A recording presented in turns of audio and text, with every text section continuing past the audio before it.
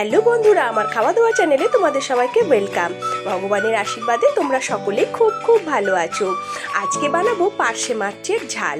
দেখো, এখানে মাছগুলো ভালো করে ধুয়ে পরিষ্কার করে নুন হলুদ মাখিয়ে নিয়েছি। কড়ায় তেল গরম করে মাছগুলো আমি ভাজা করার জন্য তেলে ছেড়ে দিয়েছি। দেখো, এখানে মাছের সবকটাই লেজার পিস, কারণ মুড়োগুলো আমি অন্য আরেকদিন বানিয়ে ফেলেছিলাম। আর হ্যাঁ বন্ধুরা, এখনও যারা তোমরা আমার চ্যানেলটিকে সাবস্ক্রাইব করোনি তারা চ্যানেলটিকে অবশ্যই সাবস্ক্রাইব করে দেবে। আর ভিডিওগুলো ভালো লেগে থাকলে লাইক করতে ভুলবে না। দেখো, এখানে আমি পাতলা করে আলু কেটে নিয়েছি। কড়াই তেলের মধ্যে সামান্য কালো জিরে ফোড়ন দিয়ে আলুগুলো ভাজা করে নিয়ে তাতে রসুন বাটা আর লঙ্কা হলুদের গুঁড়ো দিয়েছি, আর পরিমাণ মতো নুন দিয়েছি। দিয়ে ভালো করে কষিয়ে তাতে পরিমাণ মতো জল দিয়ে আলুগুলো সেদ্ধ হতে চাপা দিয়ে দিয়েছি। এরপর ভেজে রাখা মাছগুলো দিয়ে কয়েকটা কাঁচা লঙ্কা দিয়ে রেডি হয়ে গেল আমার পার্শে বাটার ঝাল। তোমাদের কেমন লাগলো?